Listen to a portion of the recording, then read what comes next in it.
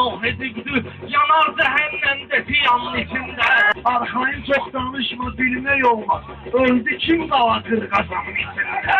Cəhənnəmdə yandırmaz Allah məni, o yapmışam dinin imanın içində. Bilmem ne cür dinli imanlısan sen.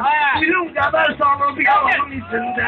6000'den artıq ayəti vardı, cavabı verdim az zamanın içində. Biləcərdə azdıraram işimizi. Elə bir iğne iter samanın içinde. İğnədən danışırsan aydın səni, mal kimi pişirərəm bayanın içində. Qargış eyləyirəm ki, keçsin sənə. Nə xəstəliyi var narkomanın içində.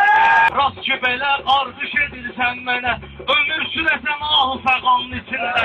Suyu da ehtiyatla üfürüp içkinə. Bax əvvəl nə var istəkanın içində. Baxma gidən ikisi düşüb üstümə, qalıbdır iki qəhrəmanın içində. Lazım olsa ikimizi meyxanayla biyabır eləyim boy nişanın içində. O gün aydını it xəbər göstərib, atır şort ilə xırdalanın içində. Çox hələ salma məni, vüqar böyümüsən. Gözümün qabağında tumanın içində. Mən ilanın bəcəyinə aldanmışam, axarsa zəhər var ilanın içində. Torbaq 20% Ermənidə, 20% də İranın içində. Gülləni mən dəqiqliklə vurmuşam, bu dəqiqə fırlanır qabanın içində.